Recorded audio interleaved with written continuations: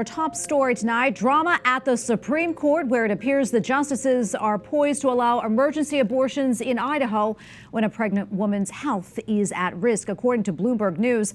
A copy of the opinion was briefly posted on the Supreme Court's website. A spokeswoman said in part, quote, "The court's publications unit inadvertently and briefly uploaded a document to the court's website. The court's opinion in Moyle versus United States and Idaho versus United States will be issued in due course." Well, the leak appears to show that the justices are set to reinstate a lower court order that allowed Idaho hospitals to perform emergency abortions. Idaho is one of 14 states that outlaw abortion at all stages with very few limitations. The Biden administration filed a lawsuit saying hospitals should be allowed to offer emergency abortions. And for analysis, we turn now to Dr. Barbara Perry Gerald L. Bayless, professor in presidential studies at the University of Virginia's Miller Center. She is also a former judicial fellow at the U.S. Supreme Court and a researcher, former researcher, that is, for Chief Justice William Rehnquist. Dr. Perry, good to have you back on the show. As mentioned, this opinion wasn't officially released, rather posted essentially by accident.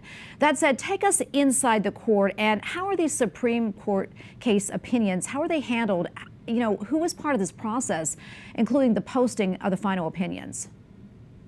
Well, usually very carefully, as you can imagine, and I'm sure that someone today at the court has, as the expression goes, egg on the face. And I can't imagine that the Chief Justice, John Roberts, is very happy about this breach. Again, we know 2 years ago in the Dobbs abortion case, there was a leak, not on the court's website, but someone, and it's still undetermined who that was, leaked to the press what turned out to be the Dobbs opinion. So first, we should note that this was an accident. This doesn't necessarily mean this was the finished product, but it would have gone from the justices who participated in writing opinions, would have gone from their chambers to the publications unit inside the court. And that's done inside the court so that they're not sending out to Kinko's or FedEx, for copies. It's all done to be as secure as possible. But anyone who has accidentally attached or uploaded a Word document that they're working on that might have been the second to the last draft knows what this is like. But obviously, there's a lot at stake here, so more care needs to be taken, I would say. Oh, absolutely. I mean, 2 years ago when this happened with Dobbs, the Supreme Court itself said it was one of the worst breaches of trust in its history. That being said, I mean, we see this once again. How does something like this happen?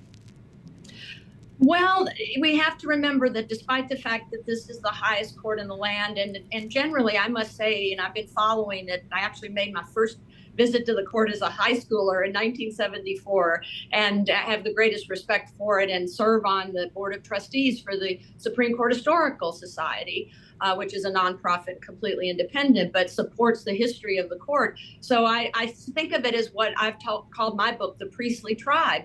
And it rarely makes mistakes. But like all human institutions and all humans, occasionally we all make errors. And they're obvious when they're at this high of a level. But I also should say in my year there, spent in working for the Chief Justice at that time, William Rehnquist, in 94, 95, we had to sign non-disclosure agreements and obviously agree to keep everything that was in-house. So sort of like everything that happens in Vegas stays in Vegas. And I also should say, I never saw anything going wrong. So it wasn't like I wanted to run out and report to the press that I saw some scandal. I was just so impressed by the high standard of work product there. Yeah, what type of impact, though, do you think this has on the judicial process and, quite frankly, the integrity of the nation's highest court? I mean, how is it that Bloomberg News saw this first? Again, it went up on the court's website accidentally, as the spokesperson for the court said. And again, those of us who work in situations we do at the Miller Center, we do oral histories.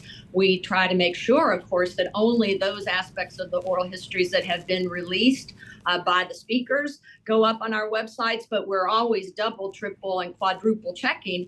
And it just looks like something slipped through here. And we should add that this is an opinion that doesn't really make a decision. It's called a dismissal of the case as improvidently granted. So it's not really even a complete decision. But as you explained at the top of the segment, it would allow to remain in standing a stay or a stop of the law in Idaho that was preventing all abortions, it would require that a federal law that requires that all hospitals that take federal funds, including Medicare, and that's about 98% of our hospitals in this country, must provide emergency care when someone's health and life is at stake. In this case of abortion, it would be the mother.